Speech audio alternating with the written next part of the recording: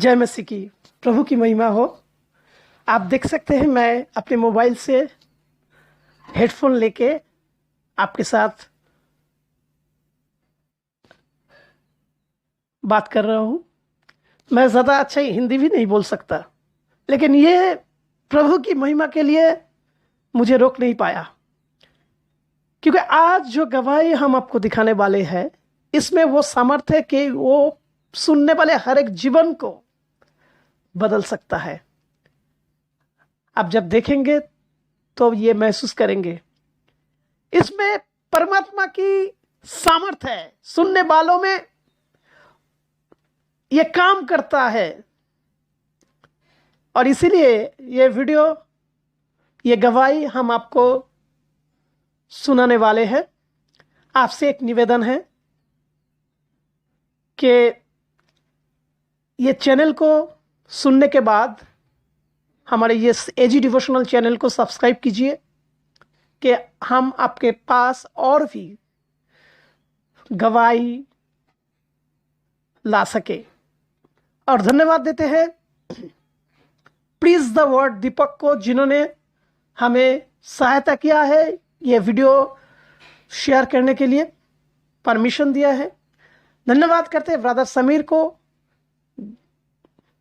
जिसको पवित्र आत्मा अपने सामर्थ्य से अगुवाई दे रहा है। हर एक जगह में, हर एक स्थानों में प्रभु की महिमा हो पाए, यही हमारी निवेदन है प्रभु जी से।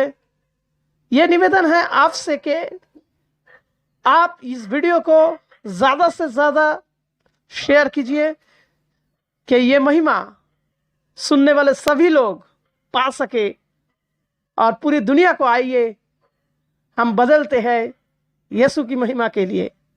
धन्यवाद। चलते हैं आज की वो गवाही जो ये कहता है, there is nothing impossible to God. परमेश्वर के लिए कोई भी कुछ भी असंभव नहीं है। आमीन। एक रिफ्यूजी कैंप में बड़ा हुआ हूँ जो लेबनान में था। अगर आपको इसका मतलब नहीं मालूम है तो बताऊं कि 1948 में मेरा परिवार इजराइल से वहां आया था, और मेरे वालिद उस वक्त 9 साल के ही थे।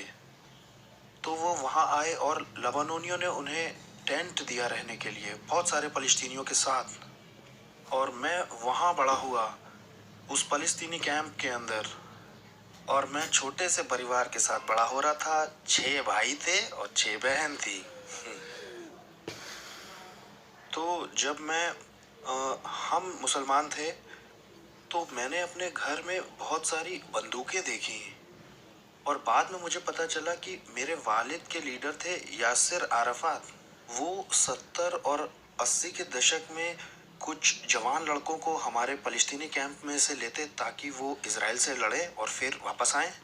और इस वक्त भी मेरे वालिद तो तब मर गए जब मैं 12 साल का था, लेकिन इस वक्त भी मेरे 5 भाई हैं जो उनकी जगह वैसा ही काम कर रहे हैं फलस्तीनी कैंप में। मैं इजराइल के साथ पूरी नफरत के साथ बड़ा हुआ, और अमेरिका के साथ भी।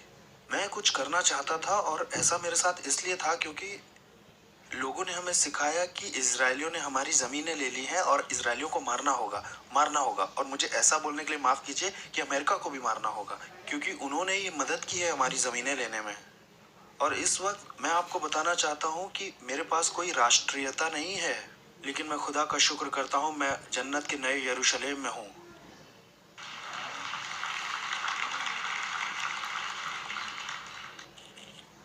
मेरे फलस्तीनी कैंप में मुझे कुछ दिखाई नहीं देता था, सिर्फ अंधेरा दिखाई देता था। मैं अल्लाह के लिए मरना चाहता था बस। और मैं रोज मस्जिद जाता था, और अगर कोई पूछे कि आगे चल के तुम क्या करना चाहते हो, तो मैं इमाम बनना चाहता था। मैं अल्लाह से मोहब्बत करता हूँ, और मैं अपने मजहब की बहुत प्यार से खिदमत करना चाहता हूँ। और मैं वहाबी नाम के स्कूल में पढ़ने के लिए गया। ये अलकायदा से लिया गया था, और ISIS से भी, दोनों की एक ही टीचिंग है। और मैंने इन लोगों के साथ 4 साल पढ़ाई की, और वहाँ से मेरी ज़िंदगी में बदलाव आया। एक मुसलमान से कट्टर मुसलमान में, जो मोहम्मद को मानता है, कुरान को फॉलो करता है। और मैं आपको अपनी तस्वीर दिखाना चाहता हूँ जब मैं टीन एज में था अपनी। ये मेरी तस्वीर है, और मैं बस नफरत से भरा हुआ था और इन लोगों के साथ तो मुझ में और नफरत आ जाती थी। मैं बस अल्लाह के लिए मरने के लिए तैयार था। और मैं अपने फलस्तीनी कैंप में रोज जाता था 5 बार। और मैं मस्जिद में ऊपर जाकर के वो आपने अजान की दुआ सुनी है, अजान के बारे में अल्लाह मैं करता था वो। और कभी कभी तो जब मेरे इमाम वहाँ नहीं होते थे तो मैं कराता था वहाँ पर दुआ। और मुझे याद है कि जब कभी भी कुछ बुरा होता था इजराइल में या अमेरिका में, वो 11 सितंबर जैसा या वैसा ही कुछ होता था, तो मैं और मेरे कुछ फलस्तीनी दोस्त कैंप के वो जाते थे सड़कों पे नाचने के लिए। और हम लोगों को मिठाई बांटा करते थे क्योंकि हम देखते थे न्यूज़ में कि भाई कुछ इजरायली मरे हैं, कुछ अमेरिकन मरे हैं। और हम बहुत खुश होते थे क्योंकि हम चाहते थे कि ये लोग मरे। हमारे फलस्तीनी कैंप में 30,000 लोग रहते थे, जिसमें कि सब मुस्लिम थे, कोई भी क्रिश्चियन नहीं था वहाँ। और बाइबल के बारे में भी हमने, जब हम शरिया लॉ पढ़ रहे थे तब सुना था पहली बार बाइबल के बारे में। और एक दिन इमाम आए और उन्होंने कहा कि देखो ये बाइबल है, ये खुदा की तरफ से नहीं है। उन्होंने हमें क्रिश्चियंस के बारे में बताया जो कि 3 खुदाओं को मानते हैं, ये और वो। और मुझे याद है कि स्कूल के बाद मैं और मेरे कुछ दोस्त इमाम के पास गए और हमने कहा क्या हम देख सकते हैं इस बाइबल को। हमने कहा हम बस सिर्फ थोड़ा सा देखना चाहते हैं। उन्होंने कहा नहीं, ऐसे वैसे कोई भी बाइबल नहीं पढ़ सकता, सिर्फ इमाम बड़े लोग ही पढ़ सकते हैं बाइबल, क्योंकि ये खुदा की तरफ से नहीं, ये शैतान की तरफ से है। हमें बाइबल पढ़ने की इजाजत नहीं थी। एक दिन मैं अपने फलस्तीनी कैंप से बाहर गया था और वहाँ लेबनीज लोग थे। लेबनान में मुस्लिम और क्रिश्चियन दोनों ही रहते हैं। और मैं चल रहा था और एक आदमी और वो मुझसे यीशु के बारे में बताने लग गया। और मैंने उसकी तरफ देखा। मैंने कहा तुम मेरी तरफ देख नहीं रहे हो क्या? तुम्हें दिखाई नहीं पड़ रहा कि मैं कौन हूँ? मैं वो आदमी हूँ जो मस्जिद में ऊपर चढ़ता हूँ। मैं एक अच्छा मुसलमान हूँ। और तुम मुझे क्यों बता रहे हो अपने यीशु के बारे में? तुम्हें शर्म तो आती नहीं अपने यीशु के बारे में? 3 खुदा को मानते हो तुम, ये वो। और उसने कहा मैं आपको ये बाइबल देना चाहता हूँ। मैंने कहा नहीं, मैं नहीं मानता हूँ कि ये खुदा का कलाम है, मुझे नहीं चाहिए ये किताब। और उसने मुझसे बात करना शुरू किया और मैं और ज़्यादा गुस्सा होता जा रहा था क्योंकि मैं उसे जान से मानना चाह रहा था कि वो क्यों मेरे पास आ रहा है भाई और अपने यीशु के बारे में बता रहा है मुझे। अरे सच्चाई तो हमारे पास है। और उसने कहा ठीक है, अगर आप बाइबल नहीं पढ़ना चाहते हो तो कोई बात नहीं। मैंने कहा तुम्हें पता है मैं चाहता हूँ तुमसे ये बाइबल लेना। मैं नहीं मानता हूँ कि ये खुदा का कलाम है, लेकिन मैं ये जानना चाहता हूँ मेरे दुश्मन लोग क्या, इससे मुझे मदद मिलेगी जब मैं आगे चल के इमाम बनूंगा। लेकिन ठीक उसी वक्त मैं अपने फलस्तीनी कैंप के लोगों से भी डरा हुआ था और मैं अपने इमाम से भी डरा हुआ था। जानते क्यों? क्योंकि हो सकता है आपको नहीं मालूम हो, मिडिल ईस्ट में और सीरिया अरेबिया में और मुसलमानों में आपको बाइबल पढ़ने की इजाज़त नहीं है। आपको इजाज़त नहीं है बाइबल ले जाने की भी। आपने सोचा कि मैं 5-7 बाइबल लेकर के जाता हूँ, आपको इजाज़त नहीं है, आप उठा के जेल में डाल दिए जाओगे। जानते हो क्यों? जानते हो क्यों हमें इजाज़त नहीं है बाइबल पढ़ने की? क्योंकि जो दुश्मन है, जो शैतान है, क्योंकि वो जानता है कि इस किताब में ताकत है, खुदा की ताकत है इसमें। आमेन, और हालेलुया। वो नहीं चाहता है कि मुसलमान सच को देखे, क्योंकि ऐसा ही मेरे साथ हुआ था। क्योंकि जब मैंने बाइबल पढ़ना शुरू किया खुदा ने मेरी आंखें खोल दी। और यही शैतान नहीं चाहता है कि एक मुसलमान सच को जाने। हाँ, हमें बाइबल पढ़ने की इजाज़त नहीं थी। और फिर मैंने बाइबल ले ली उस आदमी से जिसका नाम जॉर्ज था और मैंने उसको जैकेट में रख लिया और मैं अपने फलस्तीनी कैंप में आ गया। दरवाजे बंद कर दिए, खिड़कियां बंद कर दी और सबसे पहले मैंने बाइबल को सूंघा। क्योंकि हम जो ईस्ट के लोग होते हैं हमें ऐसे ही बताया जाता है, हम डरते हैं इस किताब से। अब मैंने सूंघना शुरू किया, इसे खोला, पढ़ना शुरू किया। और जब मैं इस बाइबल को पढ़ रहा था तो मस्जिद में भी जा रहा था, बाइबल भी पढ़ रहा था। और बाइबल मैंने छुपा के रखी थी अपने वो बिस्तर के नीचे, क्योंकि ये आसान नहीं है। मैं खुदा का शुक्र करता हूँ आपको जो ये आज़ादी मिली है अमेरिका में, आप बाइबल लेके चल सकते हैं। लेकिन मेरे भाइयों बहनों, हमारे लिए आसान नहीं है। अब मैं बाइबल पढ़ रहा हूँ। अब जब मैंने बाइबल पढ़ना शुरू किया तो सबसे पहली बार अपनी ज़िंदगी में मैंने कुछ वहाँ देखा। मत्ती 5-6-7 के अंदर जहाँ यीशु ने सिखाया अपने दुश्मनों से मोहब्बत करना और उनको बरकत बोलना। अपने दुश्मनों को मोहब्बत करना? मेरा अल्लाह कहता है दुश्मनों को मार डाल। ये किस तरह का खुदा है जो कहता है अपने दुश्मनों को मोहब्बत कर? और यीशु की शिक्षा है खुदा प्यार है। हमारे पास इस्लाम में 99 नाम है अल्लाह के, और उसमें एक भी ऐसा नाम नहीं है कि खुदा मोहब्बत है। और मैं मैं बाइबल पढ़ रहा हूँ और मस्जिद भी जा रहा हूँ।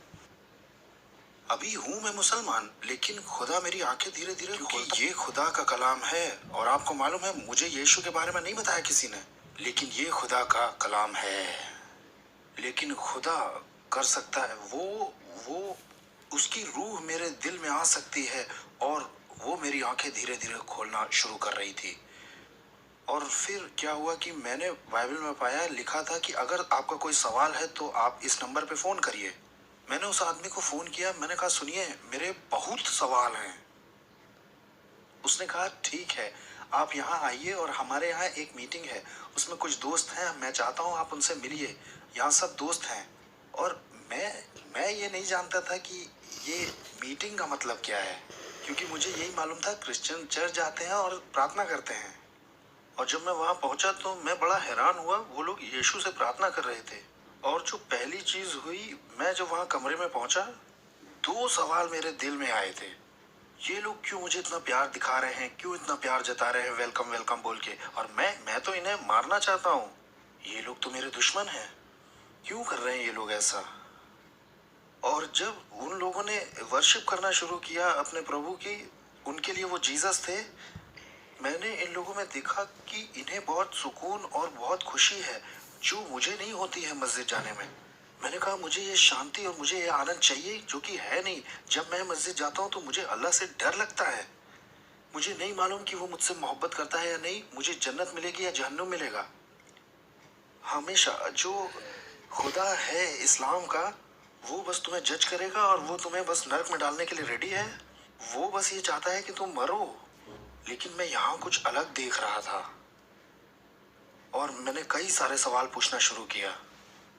मेरे प्यारे भाइयों और बहनों, मैं 1.5 साल तक बाइबल पढ़ता रहा, क्रिश्चियन किताबें पढ़ता रहा, और मैं था मुस्लिम ही।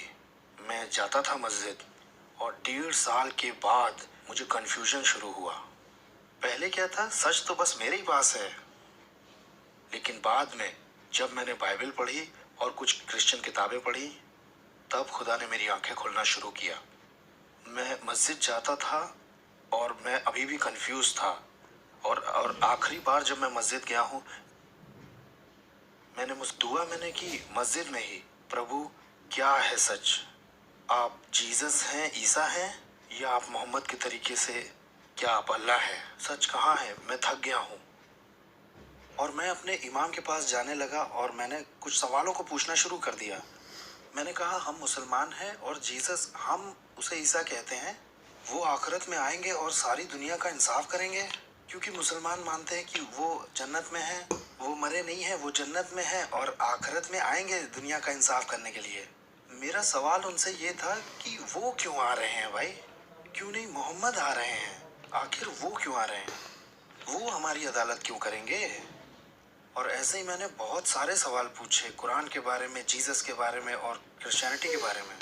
और उन्होंने मेरी तरफ देखा और कहा, सामेर तुम मुझसे इतने सवाल क्यों पूछ रहे हो, क्या हुआ क्या है तुमको। मैंने कहा क्योंकि मैं बाइबल पढ़ रहा हूँ। उन्होंने कहा बाइबल, अरे बाइबल कहाँ मिल गई तुमको। अरे, और मैंने उन्हें बताया कि मेरे साथ क्या क्या हुआ। मैंने बताया कि एक आदमी ऐसे ऐसे मिला था और उसने मुझे बाइबल दी। उन्होंने मेरी तरफ देखा और पूछा कि मेरा एक सवाल है, क्या इस आदमी ने तुमसे कहा कि तुम अगर क्रिश्चियन बन जाते हो तो मैं तुम्हें पैसा दूंगा या कार दूंगा या बीवी दूंगा या कुछ ऐसा कहा क्या। मैंने कहा नहीं। उन्होंने कहा सचमुच। मैंने कहा हाँ। उन्होंने कहा ओके, क्या तुमने इनके साथ चाय या कॉफी कुछ पिया है क्या। मैंने कहा हाँ, बहुत बार। उन्होंने कहा ओ, इस आदमी ने तुम्हारे कॉफी और चाय में कुछ मिला दिया है क्रिश्चियन बनाने के लिए।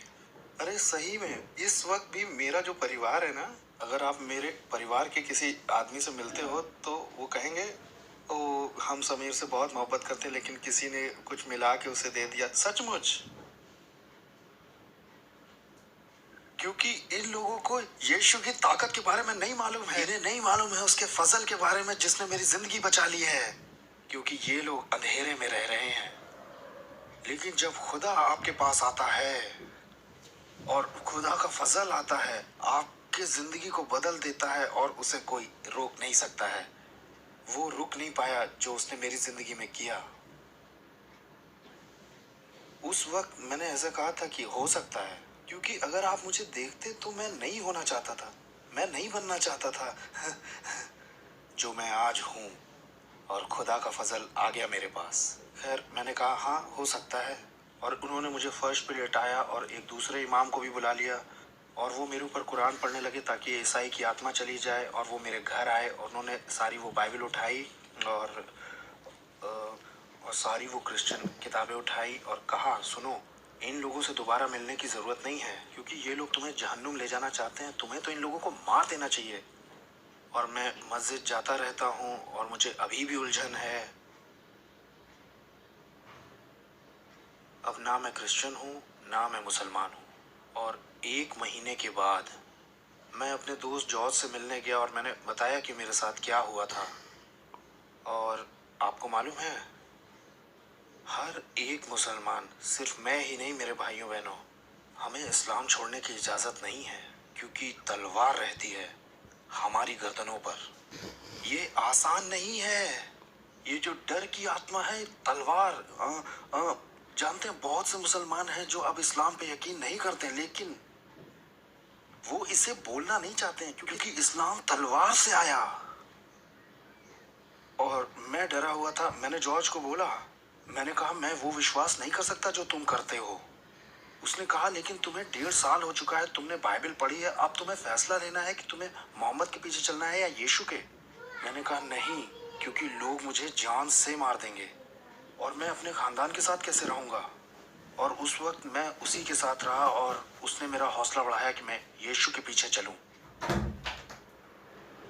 2001 में मैंने 14 जुलाई को, जब मैं अपने दोस्त जॉर्ज के साथ था, मैंने नजात की वो दुआ की और मैंने यीशु को अपना बचाने वाला और खुदा कबूल किया।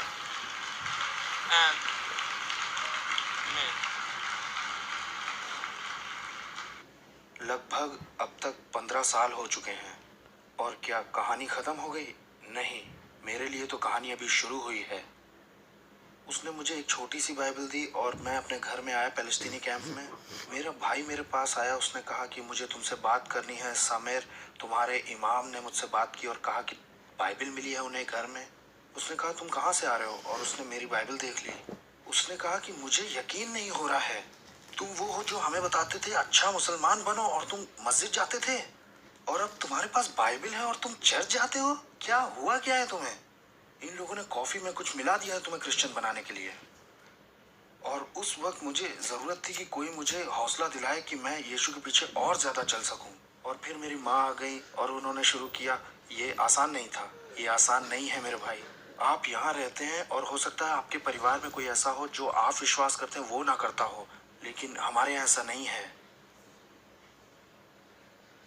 मेरे भाई ने मुझसे कहा अगर तुम मस्जिद में नहीं आते हो, सबके सामने नहीं मानते कि मैं इस्लाम में वापस आ रहा हूँ, तो मैं तुम्हें जान से मार दूंगा। और हमारे यहाँ बंदूकें थीं घर पे, और वो ऐसा कर सकता था क्योंकि वो अल्लाह के लिए खिदमत करता है। और यही तो यीशु ने भी हमें बताया है। उसने कई बार मुझे मारने की कोशिश की। बहुत कुछ हुआ है मेरे साथ, मेरे घर में, मेरी जिंदगी में। और मैं आपको कुछ बताना चाहता हूँ। 15 साल हो गए हैं मैं अपने खानदान के साथ नहीं रहता हूँ। और उस वक्त मैं लेबनान में था और वो मुझे घर में ही छत वाले कमरे में ले गया और उसने मुझे हथकड़ियाँ लगा दी मेरे हाथों में। मेरी माँ 10 साल पहले वो मर गई और मैं लेबनान में ही था। 2 ही घंटे का रास्ता था जहाँ से मैं रह रहा था, क्योंकि मैं अपने फ़लस्तीनी कैंप में आ नहीं सकता था, क्योंकि सारे फ़लस्तीनी रहते हैं, कोई सरकार नहीं है, और सारे फ़लस्तीनी और मुसलमान वो सब सोचते हैं कि मैं शर्म का कारण हूँ और मुझे तो मार डाला जाना चाहिए। और मैं अपनी माँ की मिट्टी देखने नहीं जा सकता था। और अब अगर मैं वहाँ जाऊँ और मैं वहाँ बच्चों को देखूँ सड़कों पर, तो मैं कह नहीं सकता कि ये मेरे भाई के बच्चे हैं क्या। मैं लेबनान में 3 बार जेल गया हूँ। मैं सड़कों पे रहा हूँ। बहुत बार क्रिश्चियन लोग यकीन नहीं करते कि मैं एक क्रिश्चियन हूँ। क्योंकि ऐसा ही पौलुस के साथ हुआ था। बरनबास आता है और उसे क्रिश्चियन लोगों से मिलवाता है और हौसला देता है, क्योंकि कभी कभी हम भी यकीन नहीं करते हैं कि खुदा ऐसे काम कर सकता है, और खुदा सचमुच ऐसा कर सकता है। बहुत कुछ हुआ है मेरे साथ YouTube पर भी। आप इस वक्त भी गूगल पे जाके देखिए, अरबिक में डालिए इनफिडल सैमर मोहम्मद, आपको मेरी तस्वीर मिलेगी और मेरा गाना मिलेगा अलकायदा का। वो गाना अलकायदा का है, और जो मेरे इमाम थे वो बंदूकों के साथ आधे घंटे YouTube पे, आप देखिए। कुछ तो हमने हटा लिया लेकिन कुछ अभी भी हैं। लोग मुझे मारना चाहते हैं क्योंकि मैंने कुछ टेलीविज़न पे बात की है इस्लाम के बारे में। क्यों? क्योंकि वो कहेंगे कि मैंने कुछ टेलीविज़न पे कहा है कि इस्लाम रिलीजन ऑफ पीस नहीं है। हाँ, ओके। तो तुम मुझे इसलिए मानना चाहते हो क्योंकि मैंने ये बोला इस्लाम शांति का धर्म नहीं है। देख रहे हैं आप?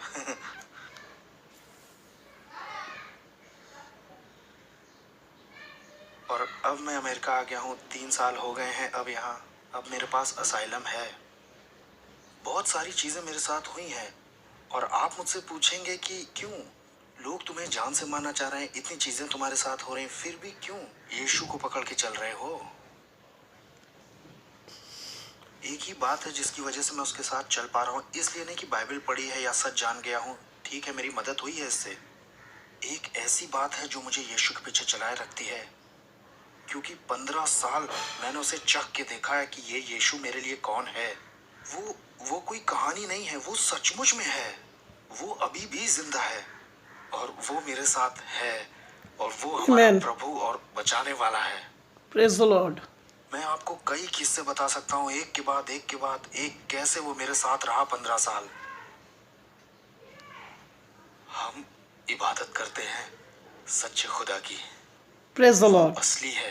हो Hallelujah. सकता है आप महसूस न कर पा रहे हो।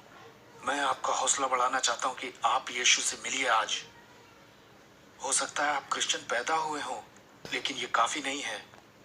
हो सकता है आपने बाइबल पढ़ी हो, लेकिन ये काफी नहीं है। आपको उससे मिलने की जरूरत है, क्योंकि वो आपकी जिंदगी बदल सकता है। Amen. जब मैं यीशु के पास आ गया, 4 साल तक मैं एक छोटे से आइलैंड पर जाता रहा जिसे साइप्रस कहते हैं यूरोप में। मैं वहाँ अरबिक कॉन्फ्रेंस में बोलने के लिए गया था, और फिर ब्रेक टाइम में मैं सड़क पे टहल रहा था, और मेरे पास कैमरा था, और मैं पहली बार ज़िंदगी में अपने फ़लस्तीनी कैंप से बाहर निकला था, और मैं कुछ तस्वीरें ले रहा था, और मैंने कुछ बगीचे देखे, क्योंकि हमारे यहाँ हमारे कल्चर में और मैं एक घर के बाहर खड़ा था, और मुझे नहीं मालूम किसका था, मुझे नहीं मालूम था कि वो किसका था, लोग कौन थे वो। मैं तो पहली बार साइप्रस आया हुआ था। मैंने वहाँ दरवाजे पे खटखटाया, अंदर से एक आदमी आया, बोला मैं आपकी क्या मदद कर सकता हूँ? और मैंने कहा क्या मैं कुछ तस्वीरें ले सकता हूँ आपके बगीचे में? और उसने कहा ठीक है, और उसने मेरी मदद भी की कुछ फ़ोटोज़ लेने में। और फिर उसने मुझसे पूछा तुम कहाँ से आए हो? मैंने कहा मैं लेबनान से आया हूँ, मैं इस कॉन्फ्रेंस में बोलने आया हूँ, अरब कॉन्फ्रेंस में। उसने कहा अरे मैं भी क्रिश्चियन हूँ, मैं अमेरिका में पास्टर हूँ, आओ मेरे परिवार से मिलो। और मैंने वहाँ उनके परिवार के साथ, उनकी पत्नी के साथ कॉफ़ी पी बैठ के। लेकिन उन्होंने कहा कि तुम तो लेबनान के हो। मैंने बताया कि नहीं, मैं फ़लस्तीनी हूँ, लेकिन मैं बढ़ा वहीं पे हूँ लेबनान में। और उसने अपनी पत्नी की तरफ देखा और मुझसे कहा कि तुम्हें मालूम है हम कौन हैं? मैंने कहा हाँ, आप अमेरिका से हैं और आप यहाँ मिशनरीज हैं। उन्होंने कहा हाँ, लेकिन हम यहूदी हैं और यीशुआ में यकीन करते हैं, जीसस पे। मैंने कहा क्या? मैंने यहूदियों के साथ कॉफ़ी पी ली? और क्योंकि पहली बार मैंने अपनी ज़िंदगी में यहूदियों को दिखा था ऐसे। यहूदी अच्छे होते हैं भाई। और इस किस्से को सुनिए। उन्होंने मुझसे कहा कि भाई समर, आप कल आ सकते हैं, हमारे यहाँ पर कुछ मिनिस्ट्री है जिसमें कुछ जवान लोग आते हैं ट्रेनिंग के लिए, जो कि बाइबल सीखना चाह रहे हैं, और हम चाहते हैं कि आप अपनी गवाही दें उनको। मैंने कहा ठीक है। मैं तो अरब कॉन्फ्रेंस में आया था और मुझे इन लोगों के बारे में कुछ नहीं मालूम था, लेकिन खुदा का काम मुझसे अभी पूरा नहीं हुआ था वहाँ। और मैं मिलने आया इन जवान लोगों से, और एक आदमी मेरे पास आया और उसने मुझसे अरबिक भाषा में बात करना शुरू कर दिया। मैंने कहा, तुम्हें अरबी कहाँ से आती है? और मेरा हाथ उसके हाथ में ही था। ओह, तुम्हें अरबी कहाँ से आई?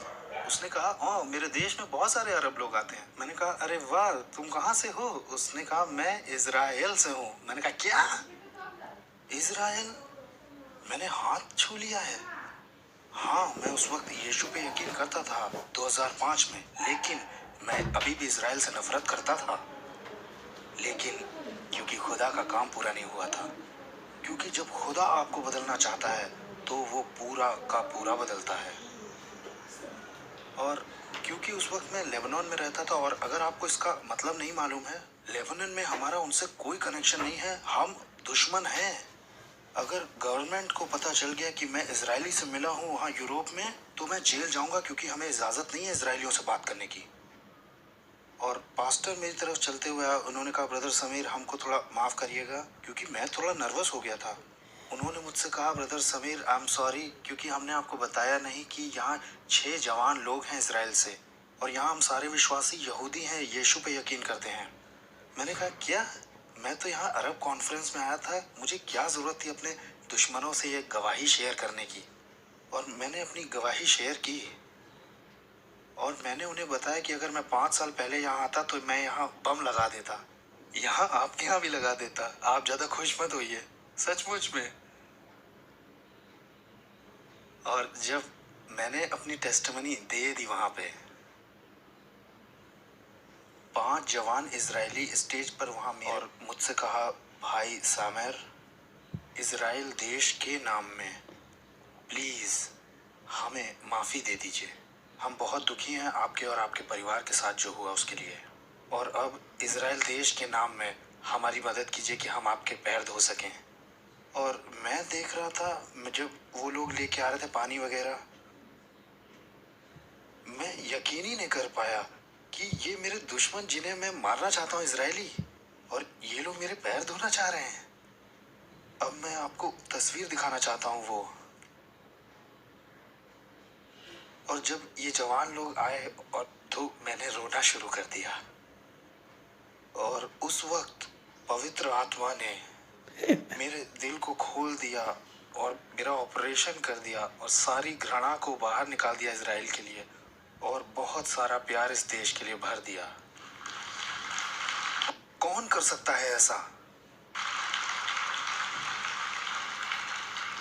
हो सकता है खुदा ने आपके दिल में इंडिया के लिए, फिलीपींस के लिए या किसी और देश के लिए प्यार दिया हो।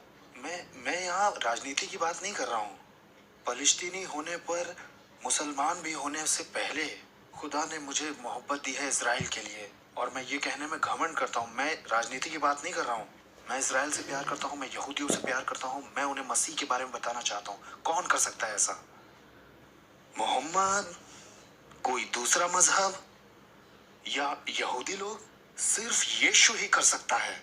Amen. और अब मिडिल ईस्ट में 70 साल हो चुके हैं जिसमें अरबी और यहूदी लड़ रहे हैं जमीन के लिए, और अमेरिका और दूसरे देश उनकी मदद भी करना चाहते हैं।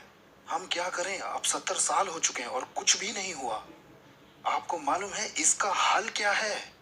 हल मुझे मालूम है, हल मुझे मिल गया है। जब अरब और यहूदी यीशु के पास आएंगे, जीसस के पास आएंगे, तो वहां होगी शांति और वहां होगा शालोम।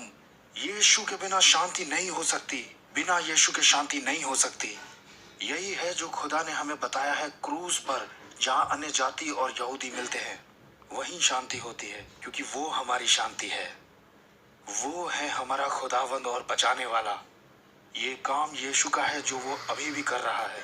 हो सकता है कि आप इसे महसूस ना करते हो, लेकिन मैं आपको कुछ बताना चाहता हूँ कि प्रेरितों के काम अभी खत्म नहीं हुए हैं, क्योंकि खुदा आज, कल और हमेशा वो अभी भी चमत्कार करता है। आप मिडिल ईस्ट में और क्या होते हुए देख रहे हैं? क्या देखते हैं आप CNN में और फॉक्स न्यूज में? आप देखते हैं ISIS वो लोगों को मारता है इस्लाम के नाम पे, और बहुत कुछ होता है, यही देखते हैं आप। हाँ, लेकिन मैं आपको कुछ बताना चाहता हूँ। मैं खुदा का शुक्र करता हूँ जो वो कर रहा है मिडिल ईस्ट में ISIS के साथ। जानते हैं क्यों? क्योंकि आखिरी बार बहुत से मुसलमानों ने कहा आईएसएस लोगों को मार रहा है और आईएसएस मोहम्मद को और कुरान को फॉलो करता है और ये है मेरा मजहब। अगर ये मेरा मजहब है तो मुझे अब मुसलमान नहीं होना और ये हमारे लिए सही समय है कि हम जाएं और उनसे सुसमाचार को बांटें। और मैं आपको कुछ बताना चाहता हूं, मैं झूठ नहीं बोल रहा हूं और ना मैं मीडिया में या कहीं आना चाहता हूं। अब हजारों हजारों मुसलमान यीशुआ के पास आ रहे हैं। खुदा बहुत अद्भुत काम कर रहा है मिडिल ईस्ट में। हो सकता है आप यहाँ रिवाइवल को महसूस ना कर पा रहे हो, लेकिन रिवाइवल मिडिल ईस्ट में शुरू हो चुका है। हजारों मुसलमान आए हैं यीशु के पास मेरे भाइयों और बहनों, और आपको मालूम है ये उनके लिए भी आसान नहीं है।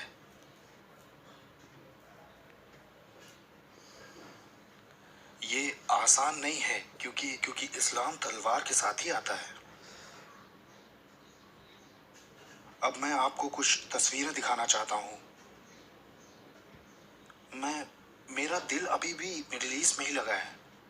3 महीने पहले मैं टर्की में था, इराक और सीरिया के बॉर्डर के पास, और मैं आपको कुछ तस्वीर दिखाना चाहता हूँ।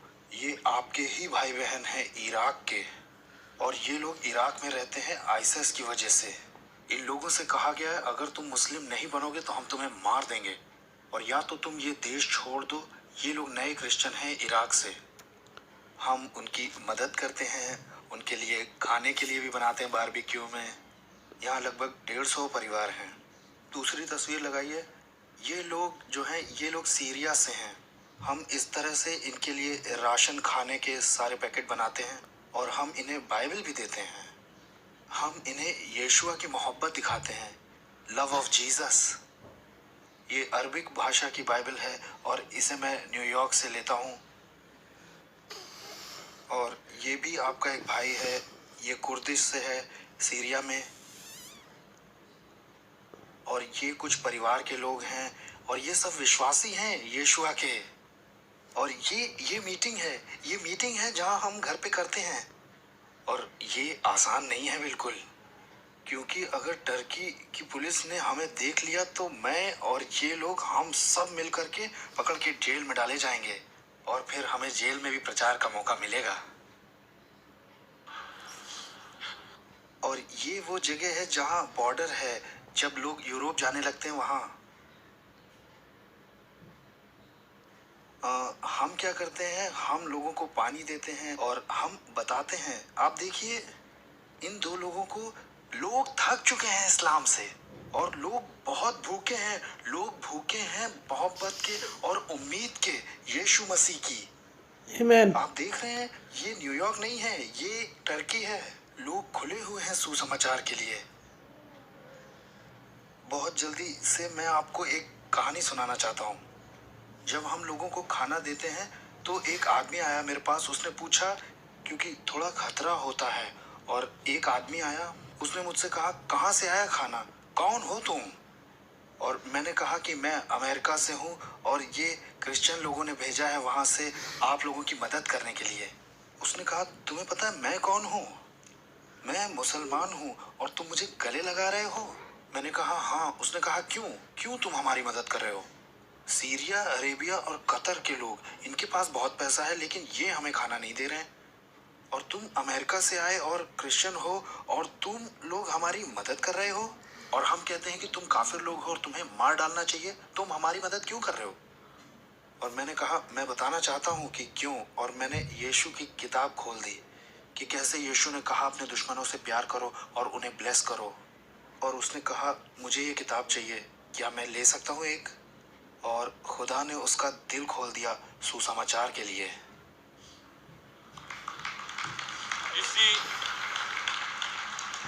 आप इस बच्चे को देख रहे हैं, ये मेरी तरफ बड़ी उम्मीद से देख रहा है।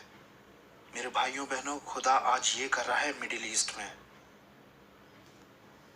और आप सोचते हैं ये इस तरह से रहते हैं रिफ्यूजी वहां पर, और अगर खुदा की इच्छा होगी तो मैं फरवरी के आखिर में जाऊंगा वहां। मैं अभी भी ट्रैवल का इंतज़ार कर रहा हूं और मैं वहां जा रहा हूं सिखाने के लिए। एक स्कूल में, क्योंकि अभी वहाँ सबसे बड़ी ज़रूरत यीशु के प्रचार करने की नहीं है, सबसे बड़ी ज़रूरत वहाँ है चेले बनाने की। और मैं वहाँ पर 2 या 3 महीने रहूँगा एक ट्रेनिंग स्कूल को शुरू करने के लिए। मैं चाहता हूँ कि आप ये एक वीडियो देखें, इससे आपको हिम्मत मिले। और इस वीडियो में आपके ही भाई बहन हैं, वो जो इतने दुख और सताव के साथ सीरिया में आए हैं बपतिस्मा लेने के लिए। और ये पानी समुंदर का है।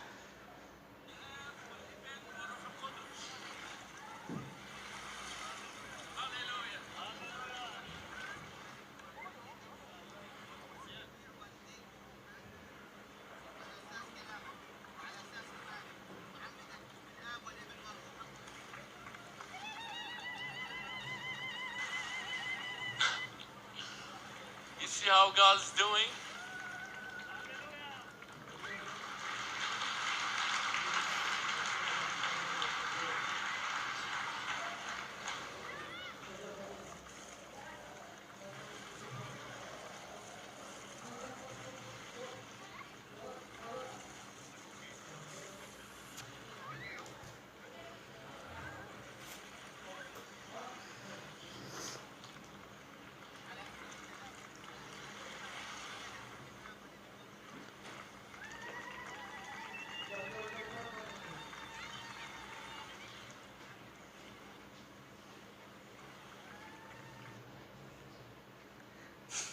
और आपको कहना चाहता हूँ,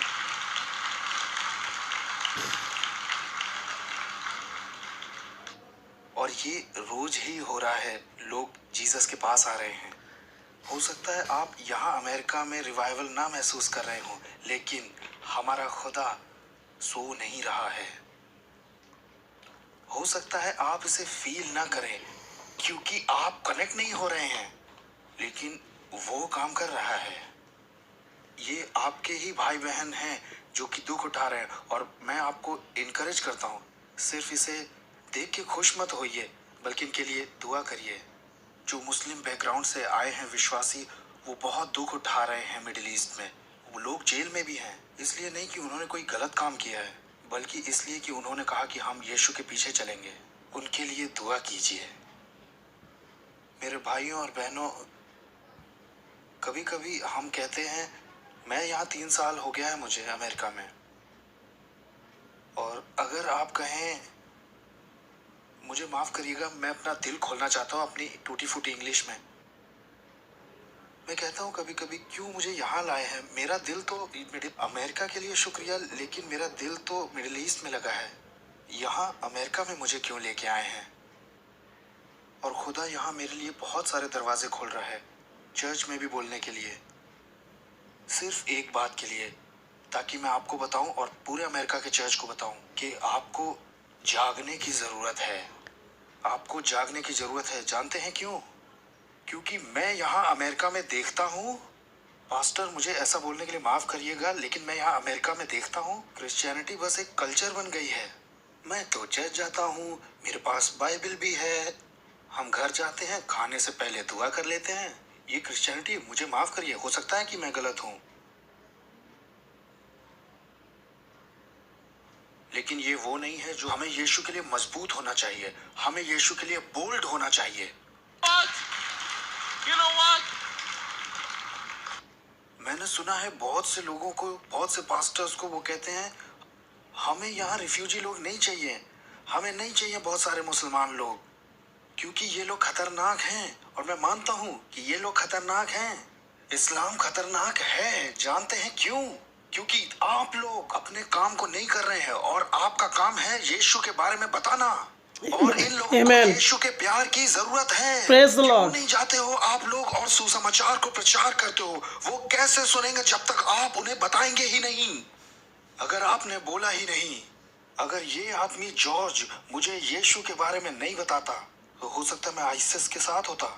हम सोचते हैं, अरे ये मुसलमान है, कहीं हो सकता है मुझे मार ना दे अगर मैंने इसको यीशु के बारे में बताया तो।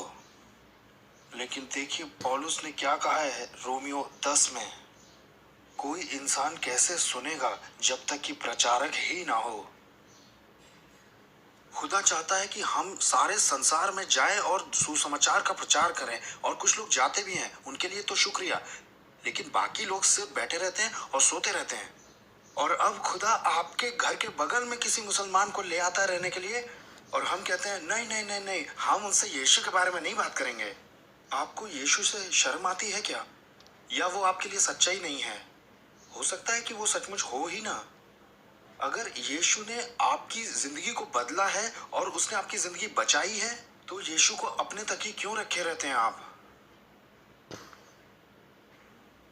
आपको मालूम है, हर एक मसीही का, हर एक आदमी का, हर एक औरत का हमारे पास एक काम है करने, और मिशन ये है कि हम अपने बाइबल को लेकर के जाएं और अपने सुसमाचार को बताएं।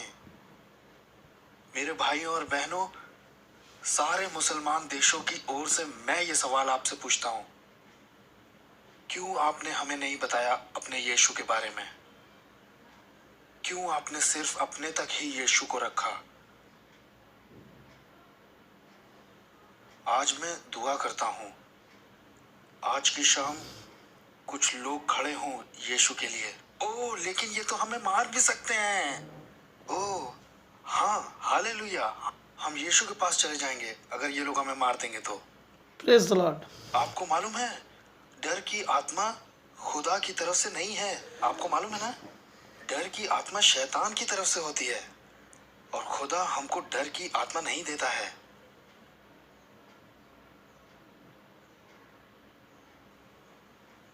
हमारे पास दावा करने के लिए कुछ है, यीशु ही प्रभु है। और अब यहाँ अमेरिका में कि राजनेता लोग आपस में बात करते रहते हैं रिफ्यूजी के बारे में, इस्लाम के बारे में, क्या ओबामा मुसलमान है, ये और वो। मैं राजनीति में नहीं पढ़ना चाहता हूँ, मैं बस इतना कहना चाहता हूँ कि इंतजार मत करिए कि कोई नेता अमेरिका को बदलेगा। उनके लिए इंतजार ना करिए।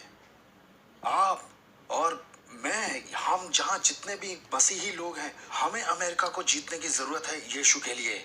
हमें जाना चाहिए, बताना चाहिए और प्रार्थना करनी चाहिए अमेरिका के लिए।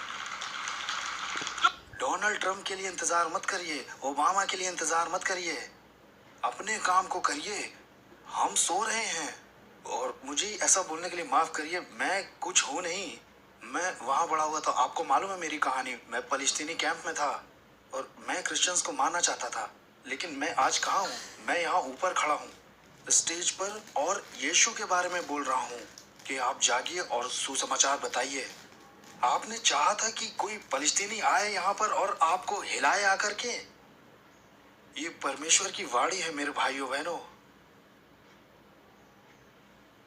और मैं ये नहीं कहता हूँ कि इस्लाम अच्छा है, नहीं, इस्लाम तो तलवार से ही आया है, और ये बात बिल्कुल साफ है, क्योंकि कुरान यही सिखाती है कि दुश्मनों को मार दो। कुरान में ये लिखा हुआ है कि अपने दुश्मनों को मार दो। सही में आपके पास एक किताब है कुरान नाम की, जो मुसलमानों को सिखाती है, ये कुरान में लिखा हुआ है, वो सिखाती मुसलमानों को दुश्मनों को मारो। और कौन है इस्लाम का दुश्मन? हर वो आदमी जो मोहम्मद में यकीन नहीं करता और इस्लाम पे ईमान नहीं लाता।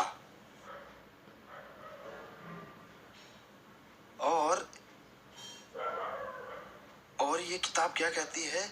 हर उस आदमी को मार दो जो मोहम्मद पर यकीन नहीं करता है। ठीक है, और यहाँ आपके पास बहुत सारे मुसलमान हैं, और वो मुसलमान कहेंगे नहीं, हमारी किताब ऐसा नहीं कहती है, हमारे यहाँ तो, अरे हमारा धर्म तो शांति का धर्म है। इससे पहले कि तूफान आ जाए, आपको जागना होगा और सुसमाचार बताना होगा। मैंने मिशिगन में सुना है कि ड्यूट्रॉन में आपको मुसलमानों को सुसमाचार बताने की बिल्कुल इजाजत नहीं। जो वहाँ मिडिल ईस्ट में शुरू हुआ है, वो यहाँ अमेरिका में भी हो सकता है, अगर आप जग जाएं बस। और वहाँ शुरू हो भी चुका है। न्यूयॉर्क में 11 सितंबर के बाद लाखों लाख रुपया आ रहा है डॉलर में, ताकि वहाँ मस्जिदें बन सकें। उन लोगों को इसकी कोई शर्मिंदगी नहीं है, ये तो उनके लिए बड़ी जीत है। टर्की में जाने के बाद 3 महीने बाद मैं जर्मनी में भी गया था, और अब यूरोप में यूरोप अब एक मसीही देश नहीं रहा, क्योंकि इस्लाम बढ़ रहा है, बढ़ रहा है, बढ़ रहा है वहाँ। और अब लाखों लाखों लोग, मैं आपको कुछ बताऊं, मैं आपको कुछ बता ही देता हूँ, मुझे परवाह नहीं है राजनीति की। मैं बताना चाहता हूँ, मैं टर्की में था। रिफ्यूजियों की मदद करते हैं यूरोप जाने के लिए, क्योंकि टर्की का जो प्रेसिडेंट है, उसका एजेंडा यह है कि वो यूरोप को इस्लाम के लिए ले ले, क्योंकि वो वहाँ तलवार नहीं चला सकते हैं। वो बस वहाँ से लोगों को ला सकते हैं और फिर उन्हें बदल देंगे। और मैं जब जर्मनी में था तो एक आदमी से मिला जो गवर्नमेंट के लिए काम करता था। वो जर्मन था। उसने मुझसे कहा कि आपको पता है ब्रदर समीर, हमें सऊदी अरेबिया की गवर्नमेंट से पैसा आता है उन रेफ्यूजियों के लिए खाना खाने के लिए नहीं, बल्कि मस्जिद बनाने के लिए। मस्जिद बनाने के लिए। मेरे भाइयों और बहनों,